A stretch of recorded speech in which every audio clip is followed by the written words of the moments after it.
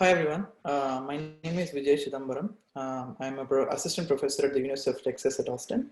And today I'm going to be talking about a research project from our group called SplitFS. And SplitFS aims to reduce software overhead in file systems for persistent memory. So for this particular audience, I don't think I have to spend too much time on what persistent memory is, but I'm going to run through it really quickly. So persistent memory is this new memory technology from Intel, which has two sort of like important properties. It is non-volatile, so if you lose power, whatever was written is still available, and it's fast. It's very close to DRAM in terms of latency and throughput. So if we look at the actual sort of like numbers, the latency of loads or reads is about 300 nanoseconds. The latency of stores or writes is 100 nanoseconds, and the bandwidth of reads is about 1/3 that of DRAM, and the bandwidth of stores is about 1/6 that of DRAM. Right, so it's close to DRAM, but then it is the reads are a little bit slower, and the bandwidth is much more constrained. So conventionally, we have the CPU with its volatile caches, and below that we have our volatile DRAM, and then we have storage. So with persistent memory, this architecture is changed a little bit. So the persistent memory is directly attached to the memory bus. So we have DRAM and persistent memory alongside each other on the memory bus, and you can access persistent memory the same way that you would access DRAM through processor instructions. And when you access persistent memory, a cache line at a time is read, and then it is read into the processor caches, and then it is accessed from there. It's very similar to how you would access DRAM, except that it's now durable if you write to the media. So direct access, or DAX, is one way in which file systems access persistent memory. So normally, the way you would access storage is you have an application user space, and you have your main memory or DRAM. And when you read a file, what happens is it is cached in DRAM, and then that DRAM copy is what the application interacts with. This is like the most common usage scenario. So if you just do reads or writes to, this is basically what you're going to be doing, right? However, in the case of persistent memory, since persistent memory itself is almost as fast as DRAM, putting another copy in DRAM actually slows things down. So you can directly access the file in persistent memory without going through DRAM. So this is called direct access, or DAX for short. So applications can then memory map a file using DAX, so that it will look as if it's a regular M-mapped area to the application. But then when you read or write, those reads or writes go directly to persistent memory. So they're not going via DRAM. So once you have a file on persistent memory and you memory map it via DAX, any reads or writes you're going to do are going to be direct to the media. So that's a new access method that direct access sort of gives us. So if you look at persistent memory file systems today, a lot of them use the POSIX API. So again, I think for this crowd, I don't need to introduce the POSIX API, but read, write, similar calls are used in POSIX to access the file system. And file systems such as ext4 DAX, PMFS, NOVA, and Strata all use the POSIX API. So we have in the POSIX API, we have both data operations like read and write, and metadata operations like open, unlink, rename, and so on, right? Anyone who's actually dealt with the POSIX API will tell you that the metadata operations are very complex, and implementing the metadata operations correctly is a challenging task. There are lots of corner cases that have to be handled correctly. And POSIX file system guarantees metadata atomicity. So basically, like if you do, for example, a rename, if you change the name of a file, even if the system crashes, you either find the old file or you find the new file. and the atomicity of rename is sort of like central to a lot of different applications. You have data atomicity at the level of like whatever the storage device gives you. So for example, some hard drives provide sector level atomicity. So either a sector or 512 bytes is written completely or none of it is written. And some other hard drives provide like 4096 byte atomicity. For persistent memory, atomicity is at the level of a single 8-byte word. So even if you're writing like a full cache line, you can get torn. So the only guarantee that the hardware gives you is that the writing data, 8 bytes will be atomically written at a time. So the ext4 DAX file system is a modification of the popular ext4 file system for persistent memory. It works with all modern Linux kernels. It's interactive development. There's lots of changes being worked on for direct access. And as far as we know, it's the only persistent memory file system that is widely used. Widely used has to be qualified here because like persistent memory in itself only came out last year. So the adoption for persistent memory as a whole is not very high.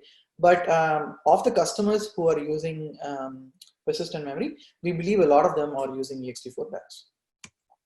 So let's look at the software overhead in file systems, right? So we have all these different file systems.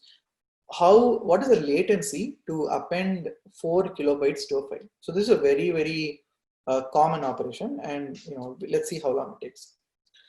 So to write 4 kilobytes of data, 4096 bytes to the persistent memory device itself, it takes about 700 nanoseconds. So this is the absolute minimum that it can take, and this is the device level latency. In ext4 direct access mode, if you try to do this of 4 KB append of a 4 kilobyte, it takes 9000 nanoseconds, right? So it's just quite a bit higher than the minimum 700 nanoseconds. We call this the software overhead, right? So all of the like other 8300 nanoseconds goes into making sure that the file system operation completes successfully, right? So you're going through, for example, the BFS layers, you're following different like function pointers, you're going through different levels in the stack, and you're doing this operation, right? But this is very, very high overhead, right? It shouldn't take you 12 times the basic device overhead to append 4 kilobytes to a file. So this is a very basic and common operation, and we believe it shouldn't have so much software overhead, right? If you look at like other file systems, right, like research file systems like PMFS and NOVA and Startup, they all do a great job in reducing this software overhead. But even Starter, right, which is the best among this bunch, has like 2.5x software overhead, right? So it takes about 2500 nanoseconds to append to a file in Startup, right? So in SplitFS, we wanted to tackle this, right? We wanted to reduce this high software overhead. ext4, although it's widely used, it suffers from the highest software overhead. So basically, the only production persistent memory file system that we have today, it has very, very high software overhead, right? It provides weak guarantees, right? So if you were to write even like a cache line worth of data, like that's not going to be written atomically. So it provides weak guarantees. So our goals were to fix this in SplitFS. So we wanted low software overhead. So when you write, for example, like 4 kilobyte to a file, it shouldn't, the overhead must be very low, right? And we'll show you how we can actually get it down to. It should provide strong consistency guarantees. So metadata operations must be atomic. Data operations, if possible, should be atomic. And the other thing is, we didn't want to build an entire new file system from scratch, because like developing a file system is a big effort. And the sort of like thumb rule is that it takes about 10 years for a file system to become mature, right? And so if we build something today, it'll be like 2030 before our persistent memory file system becomes mature and can be widely used. So we wanted to take advantage of the maturity and the active development that ext4 DAX already has, right? People are spending so much energy into maintaining and developing ext4 DAX. We wanted to sort of like take advantage of that. So the result of our efforts is SplitFS, which is a POSIX file system that is aimed at reducing software overhead for persistent memory. SplitFS serves data operations from user space. So in the data path, the kernel is not involved. In the metadata path, we just use ext4 DAX, right? So the metadata operations are routed into ext4 DAX. So it provides strong guarantees such as atomic and synchronous data operations. And actually also provides sort of like a unique guarantee, unique feature in the sense that you can have different applications running with different guarantees. Right now, when you mount a file system, you set the guarantees that are required, and all the applications running on top of the file system get the same guarantee. In SplitFS, each application can get a different guarantee. We actually provide 3 different modes, and I'll talk about that in detail later. So compared to ext4 DAX, which is the production file system used today, it reduces software overhead by as much as 17x, right? Compared to NOVA, which is the one of the best research file systems for persistent memory, it improves application throughput by up to 2x, and I'll talk about the results later. So SplitFS was published in an academic conference called SOSP, Symposium on Operating System Principles. So the code and the details about SplitFS are written up in a paper, and both of those are available online. So both are free to access and use and so on, and I highly encourage people to take a look. Okay, so this is going to be the outline for the rest of my talk. I'm going to first talk about the usage scenario that SplitFS targets, where SplitFS would be good. I talk about the high-level design, how we handle data operations, and the different consistency guarantees that we provide. I'll provide a sort of like a sneak peek into our evaluation. The paper has a lot more details. I'm not going to cover everything in the talk, so please refer to the paper for more details. All right, so what's the target usage scenario? So SplitFS is targeted at POSIX applications, which use read and write system calls to access persistent memory. So when persistent memory came out, there's really like 2 groups of applications now, right? So one is like applications which are written from scratch for persistent memory. So these don't really use a file system. They basically use something like Intel PMDK, and they build on top of that, right? So these are written from scratch for persistent memory.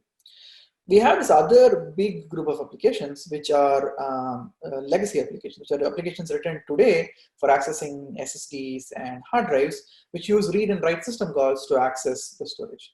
And this is a very large group, and this group is not going away anytime soon, right? And this is the group that SplitFS targets. How do you improve performance and reduce software overhead for applications which use system calls to talk to persistent memory? So that's the target. SplitFS does not optimize for case where multiple processes concurrently access the same file, right? So if you have some process, an application where there are multiple processes and they're all accessing the same file with some user level coordination, that is not a good use case for SplitFS. And why will become apparent very soon, but this is not something that we optimize for. Right, so let me talk about the high-level design of SplitFS. Okay, so SplitFS, as the name implies, is a split file system. So there's a user space component and there's a kernel space component. The data operations are handled by the user space component, and it goes direct to persistent memory. The kernel is not involved. This is how we accelerate data operations. Metadata operations are like handled by routing them through ext4 DAX. So we don't handle all the corner cases of POSIX ourselves. We take advantage of the fact that in ext4 DAX, lots of people have spent a lot of time to make all these corner cases correct. So we just take advantage of that. So if we look at the design of persistent memory file systems, right, there's really two different camps, right? So on one end of the spectrum, we have both data operations and metadata operations happening inside the kernel. And then at the other end of the camp, we have the spectrum, we have file systems where both data operations and metadata operations happen in user space, right? So ext4 DAX, PMFS, and NOVA are all in the everything in the kernel camp, right? And they suffer from low performance. And because like every time you need to do any operation, be it an append or write, you have to go through the kernel. So this is very slow. The code paths are very complex. You have to pass through multiple software layers before you can actually get to persistent memory. At the other end of the spectrum, we have Strata, also from UT Austin, published in SOSP 17. And the problem in Strata is that there's high complexity, right? So by doing everything in user space, you basically have to re-implement everything that VFS and ext4 DAX did in user space by yourself. You have to handle all the corner cases of POSIX, right? There are sort of like intermediate design points. Like for example, there's ARI from Wisconsin, Eurosys, where the user space operations and metadata operations are in user, the data operations and the metadata operations are in user space, but we use the kernel for coarse-grained allocations. So we basically get a big stretch of storage, and then from user space, we sort of like handle that. So ARI was really meant for the case where each application wants to have a different API, like not POSIX but something else. It was meant for a different target, and as a result, it suffers from low performance and high complexity. If you read the ARI paper, they say that their POSIX API version is about 30% slower than ext4 DAX, whereas like in our case, like we want to be faster than ext4 DAX. So right in the middle is SplitFS, where we handle data operations in user space and the metadata operations in the kernel. This gives us high performance because in most applications, most of the operations are data operations. So if we can speed up the data operations, we are actually willing to take a hit by routing the metadata operations via the kernel, via an existing persistent memory file system. And in our prototype, we use ext4 DAX, but we can easily switch out ext4 DAX and use some other production PM file system if something else become popular in the later days, right? So we get high performance by accelerating the data operations from user space. Most operations in an application are data operations, and they're common and they're simple. Handling data operations is not super complicated. We can do it from user space in a correct manner. To reduce the complexity of SplitFS, we use ext4 DAX for metadata operations. Metadata operations are rare, rarer than data operations. They're very complex, like lots of complex corner cases, and we allow ext4 DAX to sort of like handle them. And we take advantage of the fact that a lot of people are working on ext4 DAX to ensure that it is correct and that it performs well. So this is the high-level architecture of SplitFS. There are two components. So we have the uSplit component in user space, and we have the ksplit component in the kernel. And ksplit is just ext4 DAX, right? So when you read or write to a file, those are intercepted by uSplit using LD preload, and those are directly redirected to persistent memory. So the kernel component is not involved in read and write operations. When you do metadata operations such as like create and delete and so on, all of those are routed to the kernel. Then the kernel, the ext4 DAX, then does its usual executes its usual code to create and delete files and so on. We also have a log in uSplit, and what the log provides is it allows us to provide strong consistency guarantees. So ext4 DAX by default does not provide like atomic data operations, for example, and to provide such things, we use a user space log. So in summary, SplitFS accelerates your common case data operations by leveraging the maturity of ext4 DAX for metadata operations. And we think this is sort of like an elegant split of responsibilities between user space and the kernel. It uses logging and out-of-place updates for providing atomic synchronous operations. And we'll talk more about this in a bit. All right, so let's see how SplitFS handles file reads and updates. So we have our application layer, our uSplit, and then our kernel ksplit layer. And then underneath we have the file on persistent memory. So when we do a read or an update, what happens is underneath the covers, uSplit performs a memory map of the file. It doesn't memory map the whole file, but it memory maps basically a 2 MB chunk surrounding the byte that the application was trying to read. So it creates a DAX mmap. So basically, after you do the mmap, the kernel is no longer involved, and you're going to be accessing directly persistent memory. And so once this memory map has been set up, the application can then do mem copies, for example, and all of them would operate directly on top of persistent memory. And similarly, when we're doing a read or an update to a different file or a different region of the same file, then once again, a different memory mapping is created and the file is accessed using reads or writes. So when you are overwriting a file, this is the path that is followed. It does not require any metadata changes. So we just do memory maps and then we write the file in place, right? So this is done in basically the weakest consistency mode of SplitFS called the POSIX mode.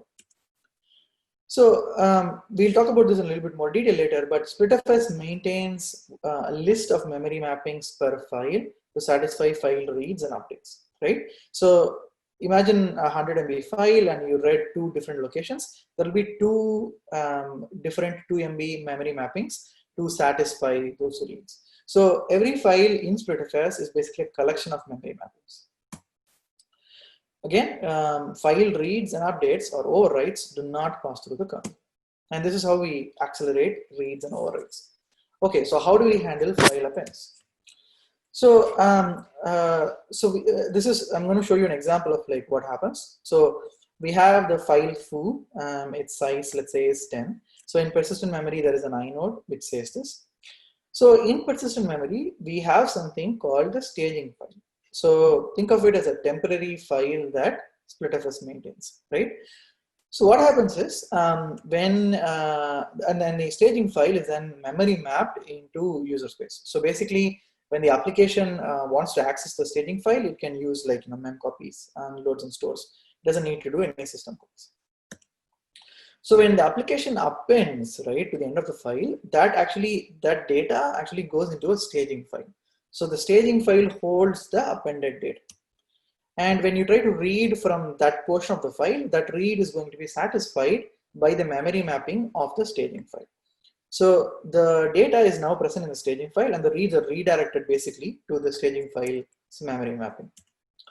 So when the application does an fsync, right, at this point, we then take the data that is in the staging file and we do what we call a relink, right? So we take the portion of the data that is in the staging file, we link it into the original inode.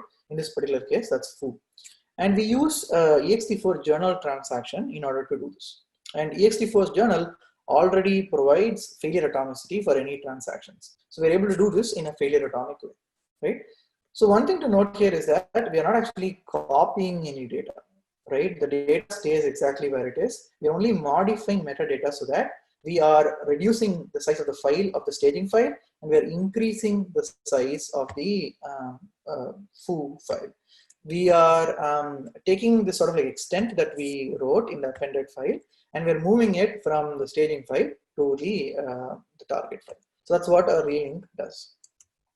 So again, in order to do the relink operation, you have to actually go through the kernel. So on an fsync, we have to go through the kernel, but then the append itself and a read of the appended data do not go through the kernel. So those are pretty fast. If you call fsync, that is going to be a little slow because you're going through the kernel. All right, so SplitFS provides a configurable number of staging files for each application. So we need these temporary files to hold the appended data. And the user can basically, depending upon how much appends they're expecting, they can configure the number of files. SplitFS has a background thread which monitors the staging files. So if you're running out of space in the staging files, it will create and memory map more staging files in the background. So that at the point of append, there's already a staging file waiting for you. You can just put the data there. So when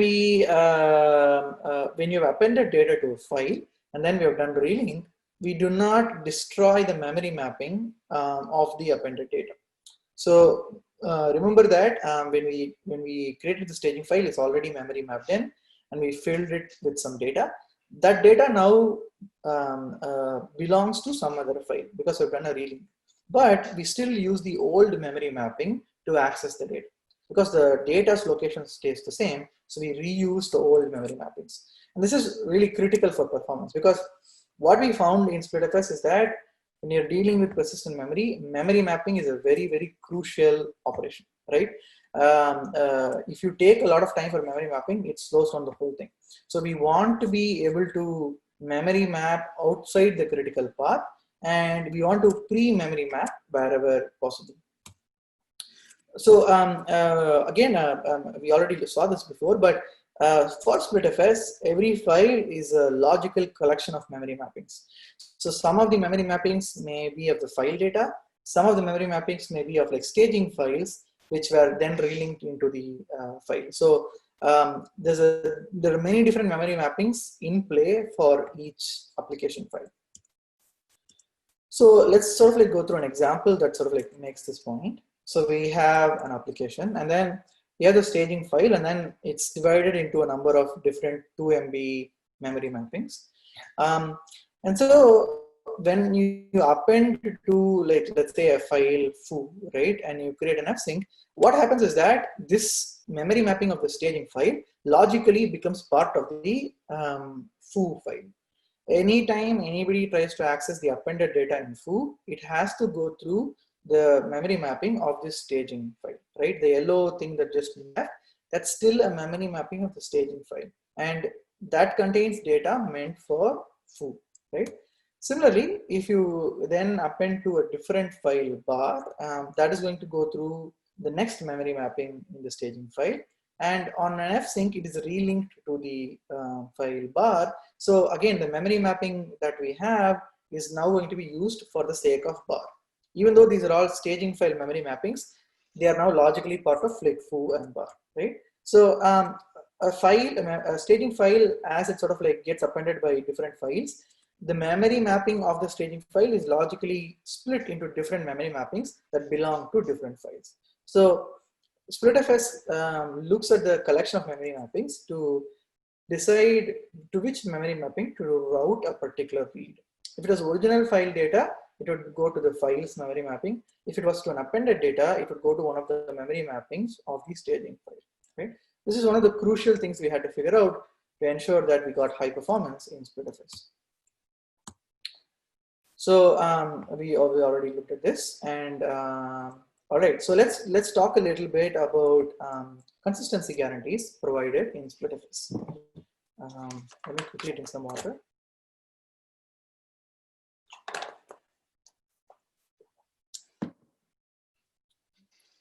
All right, so SplitFS provides multiple consistency modes. So the first mode it provides is called POSIX. This is the default consistency mode. This mirrors what ext4 direct access provides, right? So in this case, metadata operations are done in an atomic fashion because all metadata operations are routed into the kernel, and ext4 itself provides the same guarantee. If you do any data operations, they are atomic only to the level of a single 8-byte word.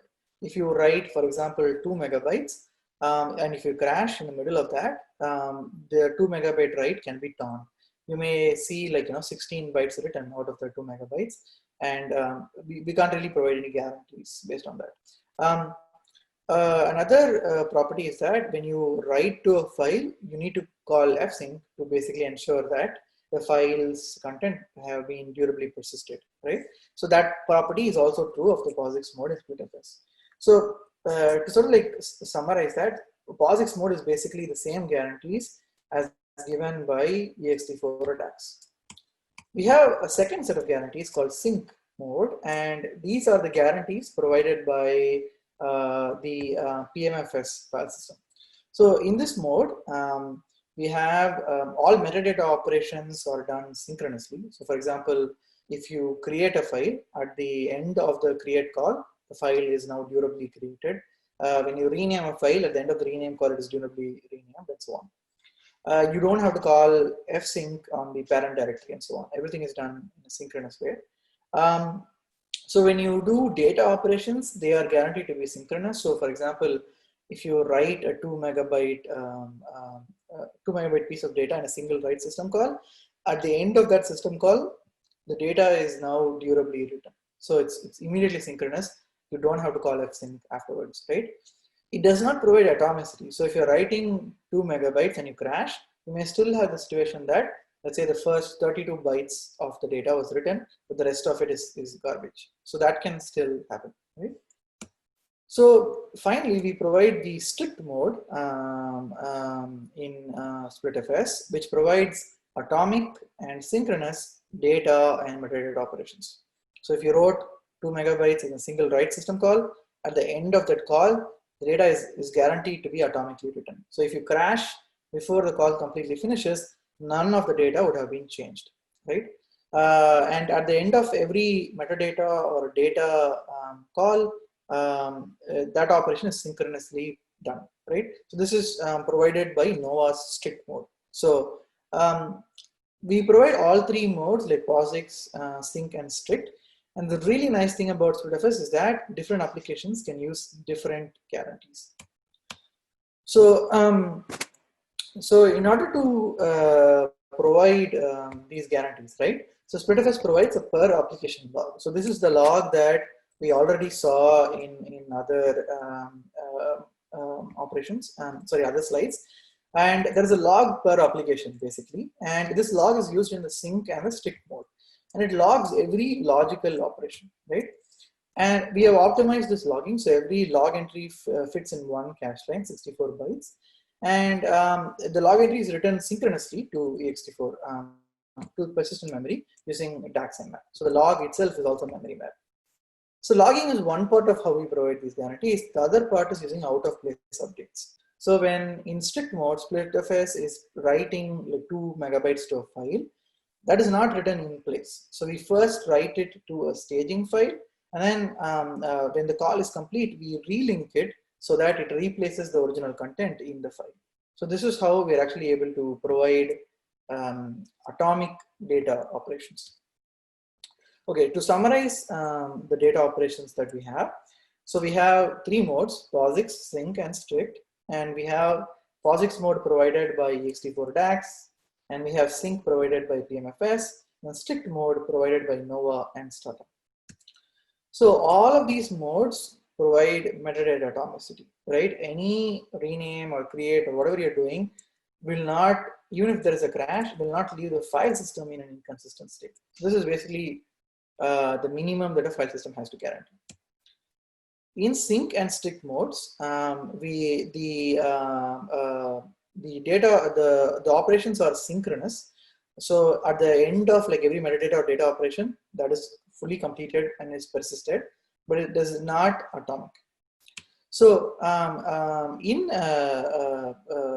finally, data atomicity is provided by the strict mode. So POSIX and sync do not provide data atomicity. So if you crash, you may lose some, or the write may be torn. But in strict mode, either the full write system call completes or none of it actually takes place. So SplitFS is very flexible, right? So if you have three different applications running on top of the same SplitFS file system, they will each have a different uSplit component, right? So application 1, for example, could use uSplit running in POSIX mode. Application 2 can use uSplit in sync mode. And application 3 can use uSplit in strict mode, right? So because of this, SplitFS is the only file system that I know of where different applications can receive different guarantees from the file system. So today, any other file system that you have, when you mount it, you specify the guarantees. You can run ext4 in like write back mode or data journaling mode or so on. But all applications receive the same guarantees and the accompanying performance, right? Whereas in SplitFS, each application can then receive a different set of guarantees. Remember that each application has a different log. So that log is then used to provide a different set of guarantees. So in this particular case, the uSplit POSIX will not have a log. It doesn't need to use a log, but uSplit sync and uSplit strict will use a log. So this is very useful because you may have some applications where they can take advantage of all that strict mode offers, but then you may have other applications like, for example, SQLite, where SQLite itself provides a lot of like logging and so on, so it doesn't need strong guarantees from the file system. So you can run it in POSIX mode and increase SQLite performance. So that's another unique feature that SplitFS provides. Another sort of like related question in SplitFS is that of visibility. So in kernel file systems like ext4, whenever you do an operation and it completes, like if you create a file, any other process on the system can immediately view the file, right? Or when you write data to a file, any other process on the system can then, if it reads the file, it will find the data. This is a little bit tricky in SplitFS because the operations go through a user space component that is unique to each application. So the guarantee provided by SplitFS is that all the metadata operations are immediately visible to all processes. So if you create a file like git.lock or something, and at the point of creation, other processes are not supposed to do anything in this directory, that functionality would still work in SplitFS because all metadata operations are immediately visible because they go through ext4. So we get the same guarantees that ext4 provides, right? Writes are visible to other processes on subsequent fsync. So for example, if you appended to a file and you did not call fsync, that would not yet be visible to other processes, right? If you are overwriting a file in like strict mode, the overwrite would not be visible to other processes until you fsync. At the point of fsync, we are doing this relink operation, so all other processes can see the data. But before you fsync, it is not, other processes cannot see this data. We think this is a reasonable trade-off because if you are writing something to a file and you're not fsyncing it, but you're still having application logic based on that, that will be kind of like tricky if the system crashes before the data is actually persisted. So usual good practice is that if you care about other processes or coordination, you would use fsync to make the data persisted. And this is all like if the applications are coordinating via the file system. Applications are free to coordinate by signals and like shared memory and all the other ways in which they can coordinate. That is not affected, right? It's only if like applications are like, if I write 100 bytes to this file, immediately this other process should do something else, then that is kind of like will not work in SplitFS. If instead what you have is like I write 100 bytes to this file, and once I do fsync, this other process should do something, that would still work. If you memory map a file, it has the same visibility guarantees as that of ext. So if two different processes are memory mapping the same file, if one process is writing something, the other process will immediately be able to see it. So we don't sort of like interfere with memory mapping files. So let's sort of like summarize. SplitFS uses different techniques for different benefits.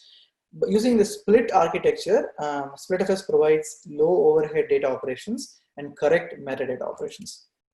By using the staging and the relink operation, it provides optimized appends and strong consistency guarantees without a data copy. And by doing optimized logging and out-of-place writes, it provides strong consistency guarantees like synchronous atomic data and metadata operations. So to talk quickly about the implementation, this is about 9,000 lines of code in user space and about 500 lines of code in the kernel. The 500 lines of code in the kernel are so that we can do the relink operation. Right now our implementation supports 35 common glibc calls like open, close, read, write, and so on. And we are working to improve this, the set of system calls we support. So it supports multi-threaded applications using fine-grained reader-writer locks, and it supports fork and execve. So for multi-process applications such as like Git and tar. So in our evaluation, we have supported LevelDB, Git, tar, SQLite, and so on. So we have done like about 6 different applications. All right, so I'm going to quickly talk about the evaluation. So we had a machine with about 768 GB of persistent memory, and then 192 GB of DRAM. We compared with a bunch of different file systems. I'm going to only show you the comparison with NOVA. The other results are in the paper. So in the evaluation, right, we were concerned with 3 different questions. So how does it reduce software overhead? How does it perform? How does SplitFS perform on data-intensive workloads? And how does it perform on metadata-intensive workloads? So for metadata-intensive workloads, we saw that for the workloads that we evaluated, the overhead was less than 15%. If we go back to our original file append operation, we see that SplitFS in the strict mode, right, which is the strongest guarantees that SplitFS provides, the overhead is 80%. So it costs 700 nanoseconds to write to the device, 4 kilobytes, and on SplitFS strict, it costs about 1250 nanoseconds to complete the append operation. So it's less than the cost of writing another 4 kilobyte block basically. And if you run SplitFS in weaker mode, performance is even better. So in the paper, we have details about LevelDB running YCSB, Redis, SQLite running TPCC, and so on. So a bunch of different workloads. I'm going to just show you one result now. So this is the LevelDB key value store from Google. We're running the Yahoo Cloud Serving benchmark, and we are going to insert 5 million keys. We're going to run 5 million operations. The key size is 16 bytes, and the value size is 1 kilobyte. So on the x-axis, we have the different workloads that are run. These are the standard set of workloads in YCSB. And on the y-axis, we have the throughput normalized to NOVA. So higher is better. So I'm showing all the results, and like it's a lot to take in. So don't play. You don't need to sort of like pay close attention to all of them. But the high-level takeaway I want you to have is that on all of these workloads, SplitFS strict provides better performance while providing the same guarantees as NOVA. So for example, in the case of run C, which is a read-only workload, SplitFS provides better performance because instead of like doing system calls, we are actually doing memory mapping and doing mem copies instead of doing system calls. So that's why performance is better. Read workloads are optimized because of converting read system calls to mem copies. Run A is 50% reads and 50% writes, and there we see the benefit of fast appends that we have, as well as the optimized reads. So the write-heavy workloads are optimized because of staging files and the relink operation. So SplitFS has some limitations. So the file accessed and modified times are not reflected immediately, right? So unless we do like an fsync operation, at that point we modify the inode of the file system of the file. But every time you do like a read or write operation or an override operation, we are not immediately changing the file inode. On metadata heavy workloads, SplitFS incurs overhead because we're doing extra stuff in user space in addition to ext4 running its kernel path. So the overhead is less than 15%, but there is some overhead. And SplitFS does not optimize for applications which access memory map files. So if for the applications which are using like Intel PMDK where everything is memory map, SplitFS does not provide as much benefit. So in summary, SplitFS provides a new architecture for building persistent memory file systems. We believe it's the right split between user space and the kernel.